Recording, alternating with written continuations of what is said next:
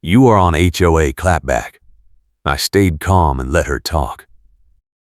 You do not shovel to my standard, you pay to my standard.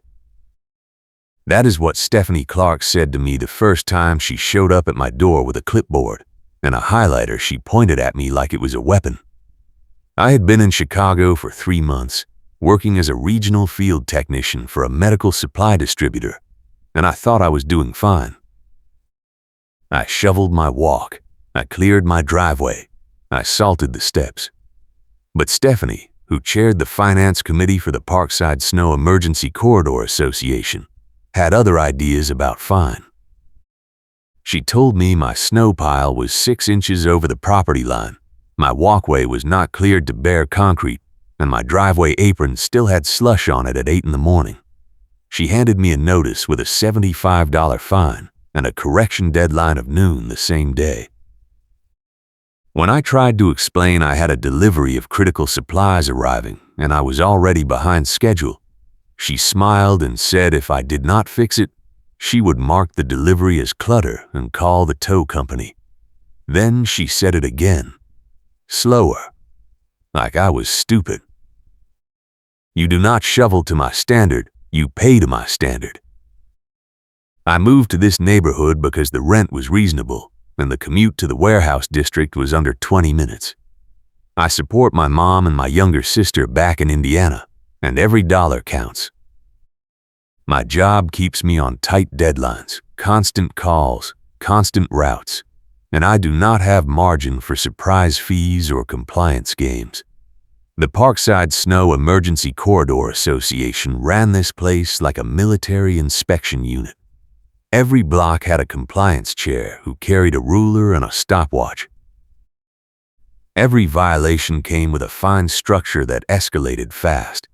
Snow emergencies were declared every time the forecast said 2 inches or more, and once a snow emergency was active, you had 4 hours to clear every surface or you were in violation.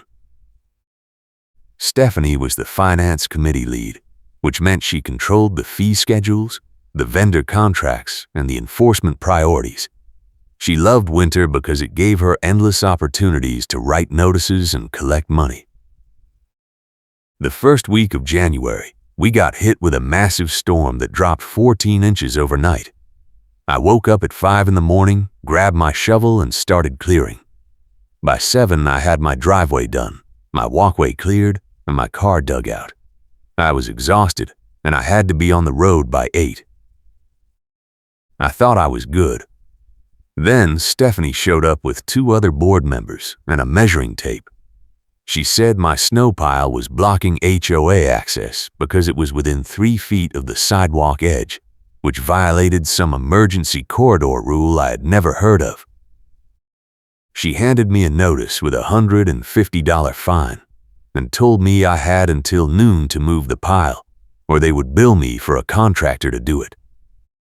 When I said I had a route to run and I could not do it until I got home that night, she pulled out a portable thermal printer and printed a second notice on the spot, right there in the street, and said that was a refusal to comply, which added another $100. She held the printer up like it was a judge's gavel and said the total was $250, due in 7 days, and if I did not pay, they would put a lien on my lease. I called the management company that afternoon from my truck. The woman on the phone sighed and said Stephanie had been filing complaints for years and the board backed her every time. She said the best thing I could do was pay the fines, document everything, and wait for the next board election. I said I could not afford to wait. She said I did not have a choice. That night, I got home and moved the snow pile another 10 feet down the curb. I took photos with timestamps. I thought that would be the end of it. 2 days later, I found another notice on my door. This one said my snowblower was too loud and I had violated the quiet hours ordinance by running it at 6:30 in the morning. The fine was $100. The notice was printed on HOA letterhead with Stephanie's signature at the bottom, and it said a neighbor had filed a noise complaint. I knew exactly which neighbor. The guy 2 doors down was retired, and he spent his mornings walking the block with Stephanie, pointing out violations. He had never spoken to me, but I had seen him taking pictures of my driveway 3 times in the past week. I tried to ignore it. I paid the $250 from the first set of fines because I could not risk a lien. I did not pay the $100 for the snowblower because I knew the quiet hours ordinance did not start until 10 p.m., and I had proof I was running the blower at 6:30 in the morning, which was legal. Stephanie showed up again 3 days later, this time with a laminated rules packet and a highlighter she tapped on every sentence she wanted me to read. She said the snow emergency rules suspended normal quiet hours and imposed a corridor compliance standard, which meant any equipment that could disturb emergency access was subject to review. She said my snowblower qualified. She said if I did not pay the $100, she would escalate it to a formal hearing. Then she said something I will never forget. "You are not the first person I have corrected, and you will not be the last." She smiled when she said it, like she was proud of the body count. I let her talk, because every word was helping me. I had my phone in my coat pocket, recording audio the entire time. I did not tell her that. I just nodded and said I would look into it. She handed me another notice, this one for ice accumulation on my front step, and walked away. The ice notice had a 2-day deadline and a $75 fine. I went inside, checked my doorbell camera footage, and confirmed what I already suspected. There was no ice on my step when I left for work that morning. The ice showed up at 2 p.m., right after Stephanie and her neighbor patrol walked past my house. I scrubbed through the footage and found a 30-second clip of Stephanie crouching on my step, pouring something from a water bottle, then standing up and taking a picture with her phone. She staged it. She created the violation so she could fine me for it. That was when I realized this was not about snow. This was about money. Stephanie was running a shakedown. The more violations she could manufacture, the more fines the HOA could collect, and the more leverage she had over people like me who could not afford to fight. I started pulling records. I filed a public information request with the county for HOA board meeting minutes, fee schedules, and vendor contracts. It took 2 weeks, but I got a packet that made my blood boil. Stephanie had approved 3 snow removal contracts in the past 2 years, all with the same company, and every contract included a performance bonus clause that paid the HOA a percentage of emergency call fees. The HOA was getting kickbacks every time they declared a snow emergency and called in the contractor. The contractor was charging residents for service calls that were supposed to be covered by HOA dues, and Stephanie was pocketing a cut. It was not illegal, but it was shady as hell, and it explained why she was so aggressive about enforcement. Every violation she wrote increased the chances someone would need emergency snow removal, which increased the fees, which increased her bonus. I also found something else. The last board election had happened in October, and the vote totals did not add up. The meeting minutes said 42 members voted, but the neighborhood directory showed only 38 units, and 3 of those were vacant. Someone had stuffed the ballot box. I pulled the sign-in sheet and compared it to the lease records, and I found 4 names that did not match any current residents. Stephanie had won her finance committee seat by 11 votes, and at least 4 of those votes were fake. That meant the entire board election was invalid, and every enforcement action she had taken since October was on shaky legal ground. I made copies of everything and put them in a binder. Then I waited. The next snow emergency came 2 weeks later. 6 inches fell overnight, and the HOA declared a corridor priority clearance with a 3-hour deadline. I cleared my driveway and walkway by 7 a.m. I was careful. I measured my snow pile placement. I salted every surface. I took photos. I went to work. When I got home that night, I found a neon orange tow warning sticker on my windshield. The sticker said my car was parked in violation of emergency access rules, and I had until midnight to move it or it would be towed. My car was in my own driveway. I walked to the curb and looked down the street. A flatbed tow truck was idling 2 blocks away, engine running, lights on. It had been there when I pulled in. I realized the tow company was not waiting for a violation. They were creating one. Stephanie had called them preemptively, hoping I would make a mistake or miss a deadline so they could hook my car and charge me the fees. I called the tow company and asked why they were targeting my car. The dispatcher said they had been contracted by the HOA for emergency corridor enforcement, and they were authorized to tow any vehicle that obstructed access. I asked what access my car was obstructing. He said he did not have specifics, but the HOA had reported multiple violations on my street, and they were monitoring the area.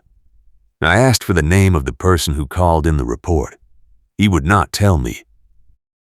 I took more photos, documented the time, and moved my car to the guest parking area 3 blocks away. I walked back to my house in the sleet, freezing and furious, and I saw Stephanie standing on the sidewalk with her phone out, filming my empty driveway. When she saw me, she smiled and waved. She said it was good I moved the car because the tow truck was about to hook it. I asked her why she called a tow truck when my car was legally parked in my own driveway. She said it was not about legal, it was about compliance. Then she said it again. You do not shovel to my standard, you pay to my standard. I did not argue. I went inside, pulled up my doorbell camera, and started downloading every clip from the past month. I had footage of Stephanie staging the ice violation, footage of her measuring my snow pile with a tape measure she held at an angle to make it look bigger, footage of her and her neighbor patrol standing on my property without permission, and footage of the tow truck circling my block at least 5 times in the past 2 weeks. I also had the audio recording of her saying I was not the first person she had corrected, and I would not be the last, which sounded a lot like a confession of a pattern. I burned everything to a USB drive and made 3 copies. Then I called the one person in the neighborhood who I knew was sick of Stephanie's games. His name was Marcus, and he was a security guard for the hospital 2 miles away. He lived 4 houses down, and he had told me in passing that Stephanie had tried to recruit him as muscle for her enforcement patrols. But he refused because he did not want to be part of her shakedown operation. He had also told me that half the board did not even know what Stephanie was doing because she ran the finance committee like a black box and only reported summary numbers at meetings. I knocked on his door that night and showed him the footage. He watched the ice staging clip twice, shook his head, and said he had been waiting for someone to stand up to her. He said he had his own recordings, including a conversation where Stephanie admitted she was padding the violation counts to justify higher management fees. He said if I was willing to go to the next board meeting and challenge her, he would back me up. The next board meeting was scheduled for the following Thursday. I spent the week preparing. I printed copies of the vendor contracts, the ballot discrepancies, the fee schedules, and the timeline of every violation Stephanie had written against me. I made a packet for every board member.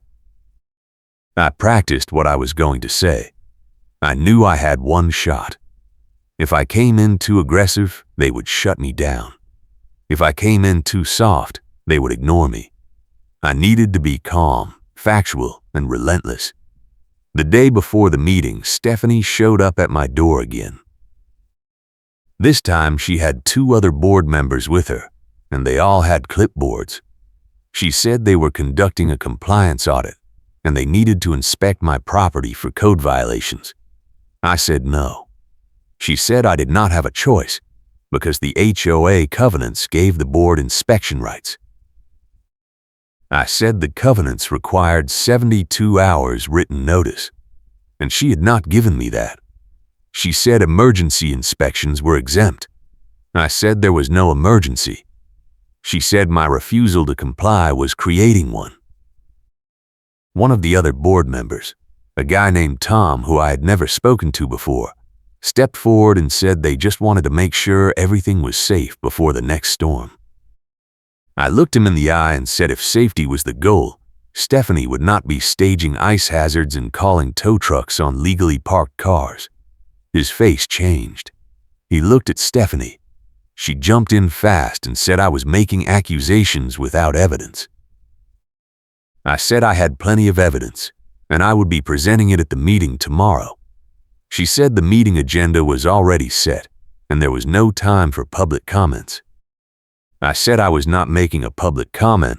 I was filing a formal complaint against her for fraud, harassment, and election tampering, and if she did not want me to present it at the meeting, I would take it to the county and the management company. Tom looked at her again. She did not say anything. They left. I locked the door and checked my cameras. 10 minutes later, Stephanie was back on my front step, alone, and she was crouching down near the spot where she had staged the ice before. I watched her live on my phone. She pulled out a small water bottle and started pouring it on the step. Then she took out her phone and snapped a picture. She was doing it again. She was creating another violation the night before the meeting so she could show up with fresh evidence that I was non-compliant. I did not go outside. I just recorded it. I let her finish. I let her walk away. Then I downloaded the footage and added it to my packet. That clip alone was worth more than anything else I had, because it was not just proof of one staged violation. It was proof of intent. It was proof of a pattern. And it was proof that Stephanie was willing to lie, cheat, and trespass to collect fines. I burned another USB with the new footage, and I made sure it was labeled and time-stamped. Then I went to bed, set 3 alarms, and tried not to think about how badly this could go. If you are enjoying this chaos, hit the like button and subscribe for more HOA nightmare stories. The meeting was held in the community center at 7 p.m. The room was small, maybe 15 chairs, and it was packed. Most of the people there were homeowners who had been hit with fines in the past month, and they were angry. Stephanie sat at the front table with 4 other board members, and she had a microphone clipped to her coat lapel so she could control who spoke. The meeting started with routine business, budget reports, maintenance updates, nothing interesting. Then they opened the floor for new business. I raised my hand. Stephanie ignored me. I raised it again. She called on someone else.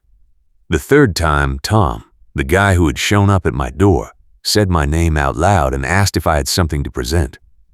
Stephanie shot him a look, but she could not ignore it. She said I had 2 minutes. I walked to the front and handed out my packets. I started with the vendor contracts. I said the HOA had been receiving kickbacks from the snow removal company for 3 years, and I had the invoices to prove it. I said the kickbacks created a financial incentive to declare unnecessary snow emergencies and write excessive violations, which explained why enforcement had tripled this winter compared to last year. Stephanie interrupted and said the performance bonuses were legal and disclosed in the budget summary. I said they were legal but not disclosed, because the budget summary did not break out vendor bonuses, and the line item was buried under general operations. I said that was intentional obfuscation, and it violated the transparency requirements in the HOA bylaws. One of the other board members, a woman named Carol, flipped through the packet and said she had never seen these invoices before. Stephanie said that was because Carol was not on the finance committee and did not need to see them. Carol said actually she did, because she was the treasurer, and every contract over $5,000 required treasurer approval. Stephanie went quiet. I moved to the next section.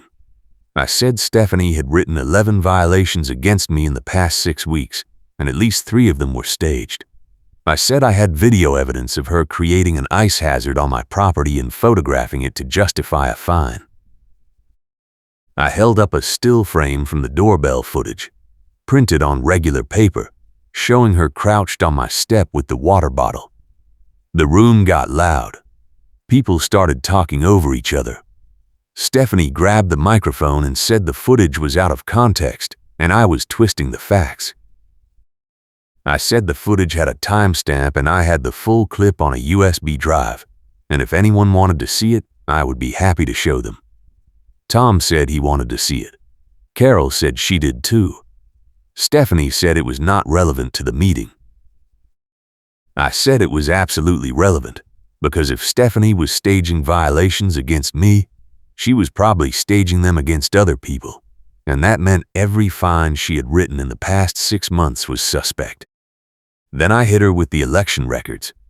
I said the last board vote had discrepancies that suggested ballot stuffing, and I had the sign-in sheet in the unit directory to prove it.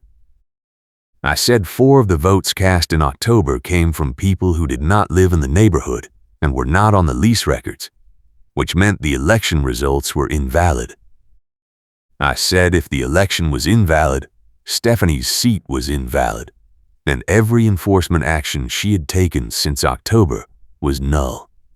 Stephanie stood up and said I was making serious accusations without proof. I said I had proof, and I handed the sign-in sheet to Tom. He looked at it for a long time. Then he looked at Carol.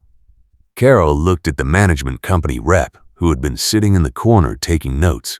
The rep said he would need to review the records and get back to the board within 2 weeks. Stephanie said that was unnecessary because the election had been certified. The rep said certification did not mean the vote was accurate, and if there were discrepancies, they needed to be investigated. Stephanie tried to shut it down. She said the meeting was running long and we needed to move on. I said I had one more thing. I pulled out my phone and played the audio clip of her saying, "You are not the first person I have corrected, and you will not be the last." I let it play twice. Then I said that line, combined with the staged violations and the vendor kickbacks, painted a clear picture of systematic abuse. I said Stephanie was using her position to extort residents, and I was filing a formal complaint with the county HOA ombudsman. The room went silent. Stephanie stared at me. Then she said, very slowly, "You do not shovel to my standard. You pay to my standard." She said it on the record, with the microphone live, in front of 15 witnesses. I smiled.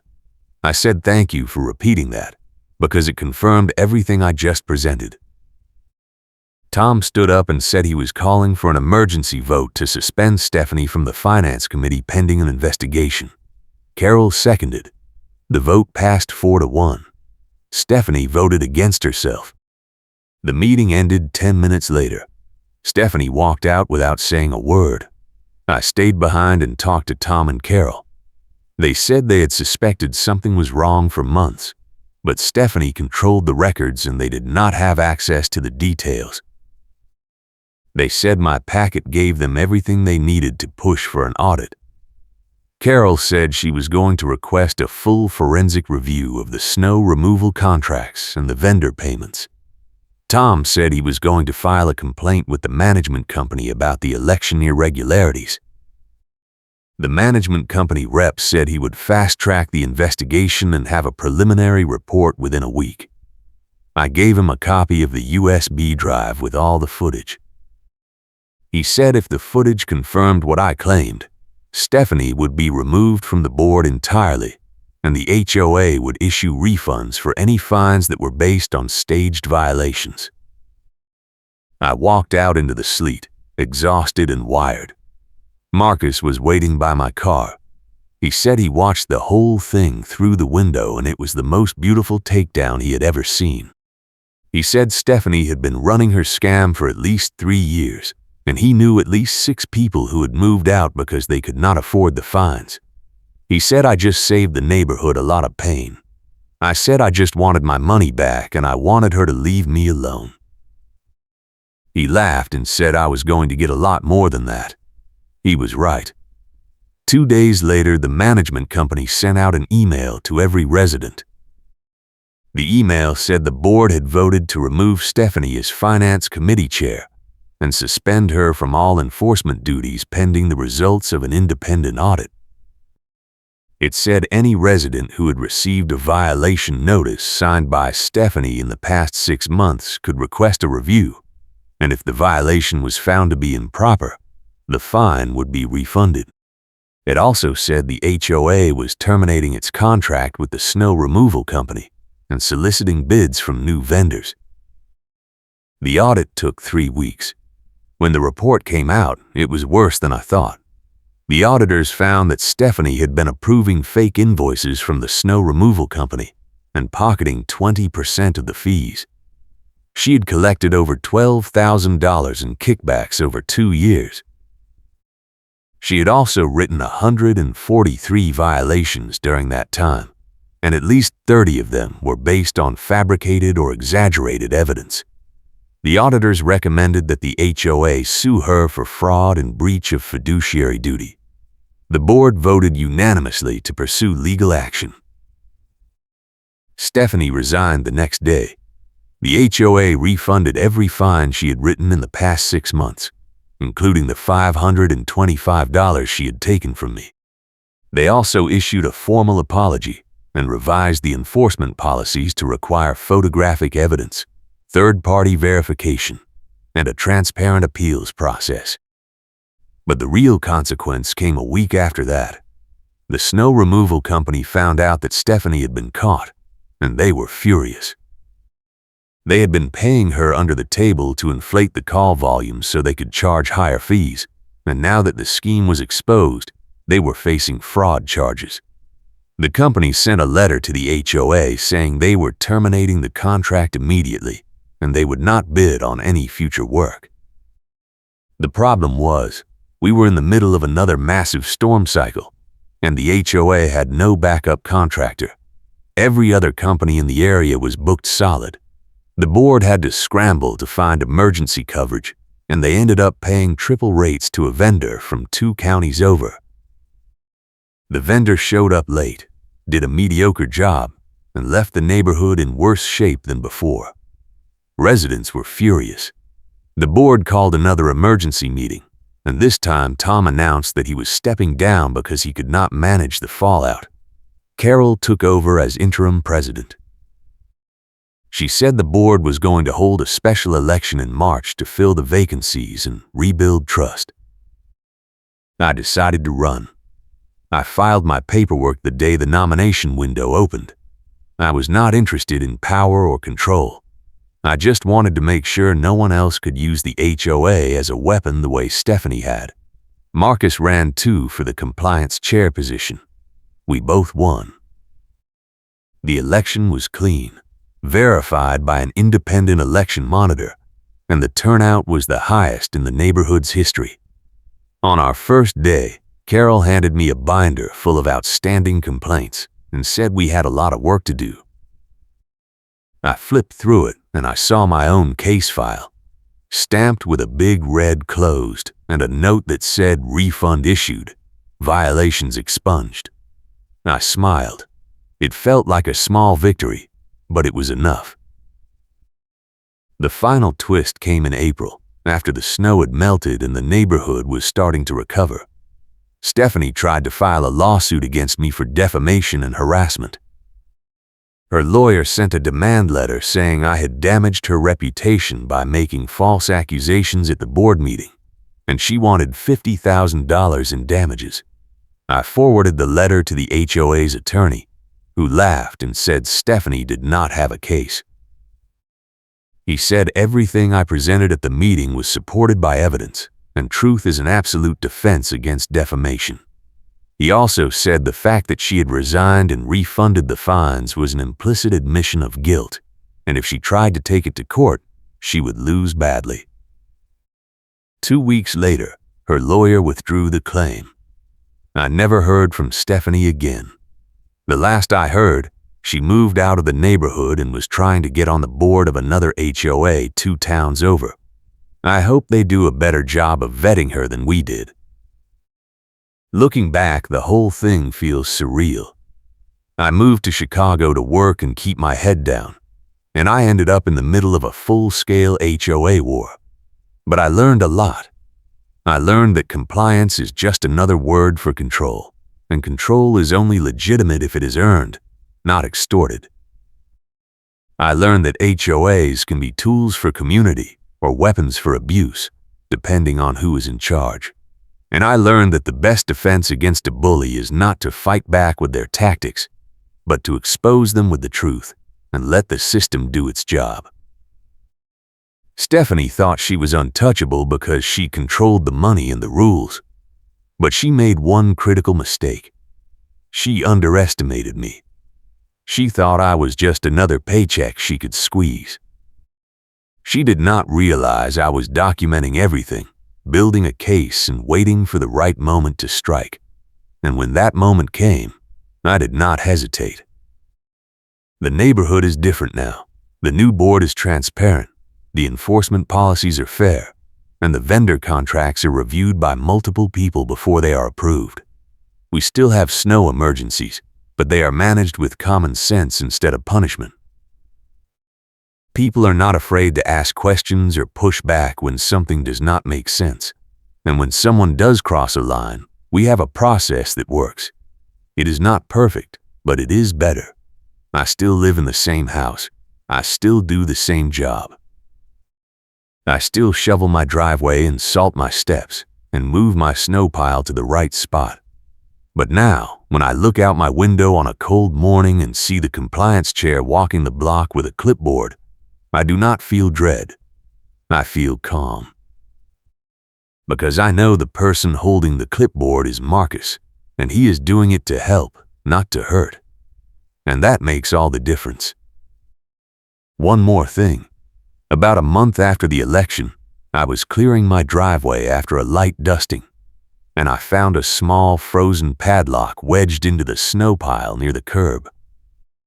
It was the same padlock Stephanie had waved around during one of her property inspections, claiming it proved I had blocked HOA access to some utility box that did not exist. I had forgotten about it. I picked it up, brushed off the ice, and tossed it in the trash. It felt symbolic. She had tried to lock me down, lock me out, and lock me into her system of fear and fines. But the lock was broken, and I was free. I went back inside, poured a cup of coffee, and checked my phone. There was an email from the management company with the subject line "Final Audit Results." I opened it. The email said the forensic review had confirmed every finding in my original complaint, and the HOA had recovered $11,000 in refunds from the snow removal company. The money was being distributed to every resident who had been overcharged. My share was $340. I smiled. It was not about the money.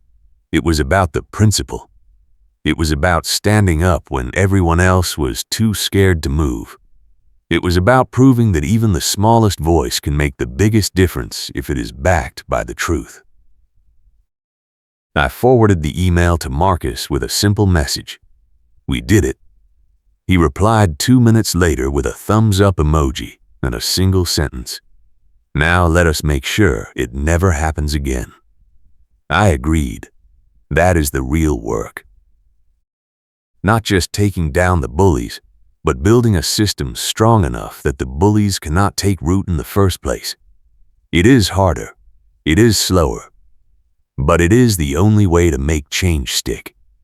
And I am committed to it, because I know what it feels like to be on the other side. I know what it feels like to be targeted, squeezed, and dismissed. I know what it feels like to have your livelihood threatened over 6 inches of snow. And I never want anyone else in this neighborhood to feel that way again. The spring thaw brought new problems: potholes, drainage issues, landscaping disputes. But those problems felt manageable because we had a board that listened and a process that worked. I stayed on for another year, then stepped down to focus on my job. Marcus stayed on. He is still the compliance chair, and he is good at it. He checks in with people before he writes notices.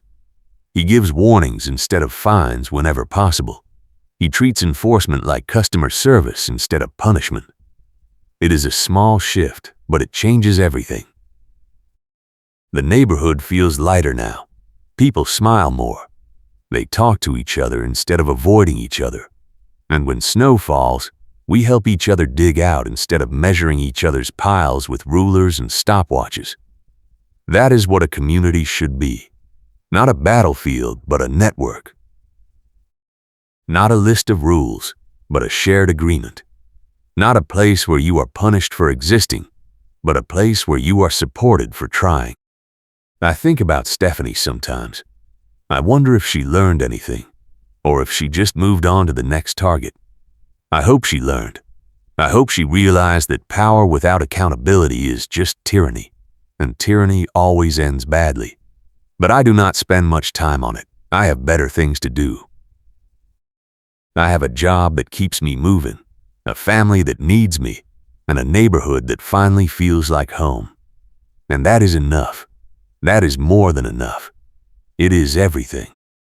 The last time I saw the iced-over community footbridge where Stephanie tried to stage one of her hazard photos, it was March, and the ice was melting. I walked across it on my way to the mailbox, and I stopped in the middle to look around. The sun was out. The snow was receding. The street was quiet. I pulled out my phone and took a picture, not for evidence, just for memory. I wanted to remember what it felt like to win, not because I crushed someone, but because I stood up, spoke the truth, and made a difference. That is the real victory. That is the thing Stephanie could never take away. And that is the thing I will carry with me for the rest of my life. Thanks for watching, and I appreciate you being here.